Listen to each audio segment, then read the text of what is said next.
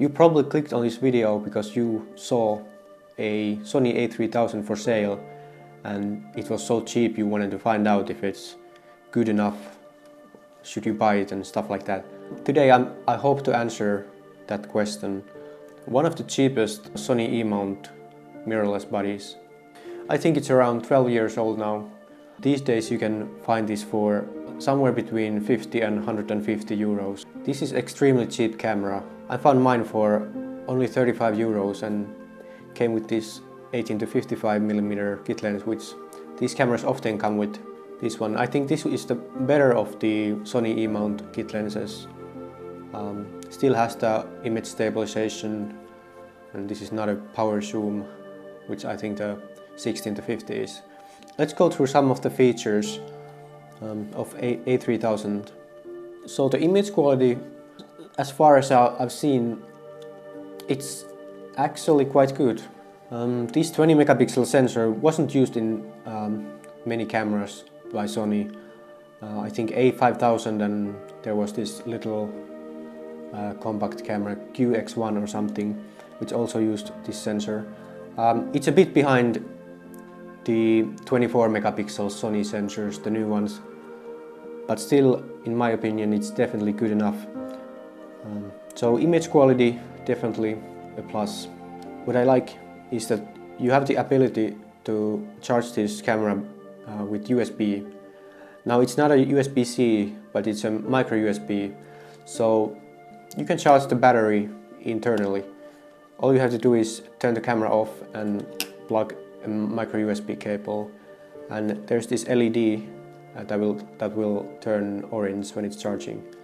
So USB charging, a nice thing. The batteries are NP-FW50s, which are these quite small ones. I know many of the a6000 series cameras also use these.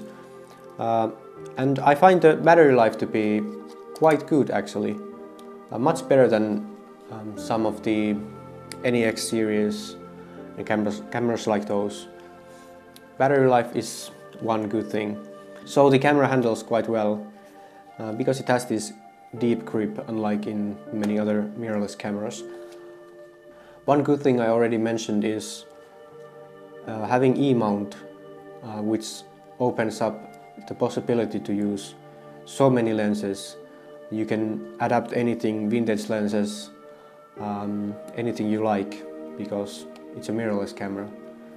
And nowadays for E-mount there are so many lenses, and the used market is also really big.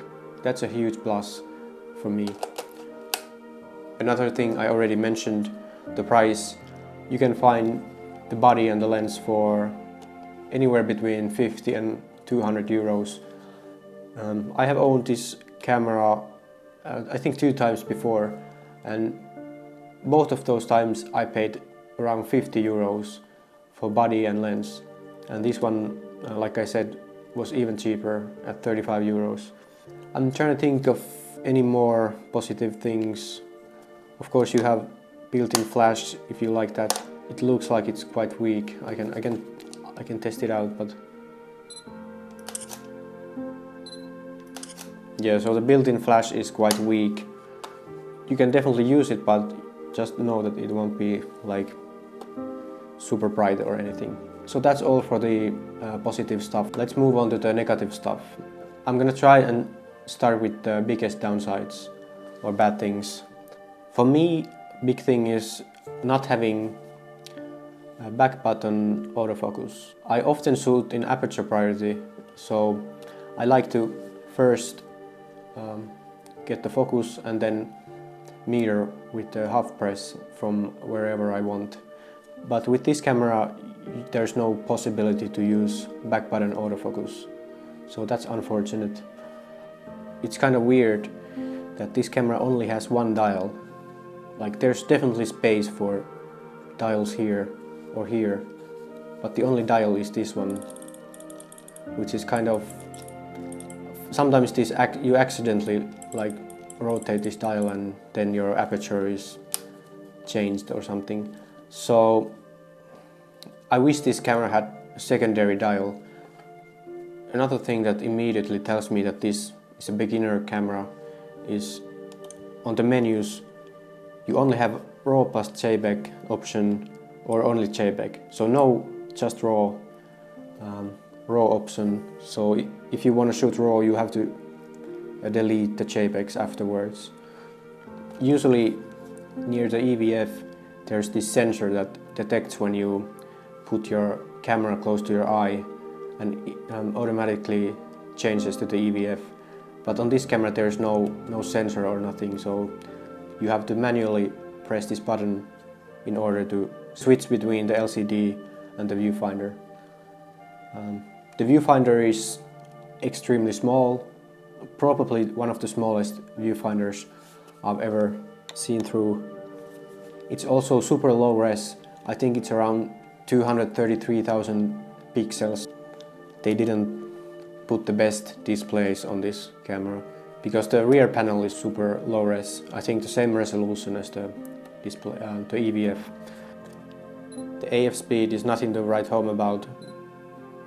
Quite slow, but I don't think with these kind of cameras you can't expect too fast autofocus anyways. And as long as it's accurate, it's good enough for me at least. So overall, would I recommend this camera for beginners? Yes, I believe this is an okay choice for a beginner to get started with photography. You have all the manual exposure stuff. You can change the ISO, you can change the aperture and the shutter speed. I think that if you can find this camera with the lens and it is under 150 euros, then I think it's an okay choice for a beginner. So that's the video about the a3000. Overall, quite an interesting camera, a lot of limitations, but if you can live with the limitations, then it's a decent camera with good image quality. Anyways, thanks for watching and see you on the next one.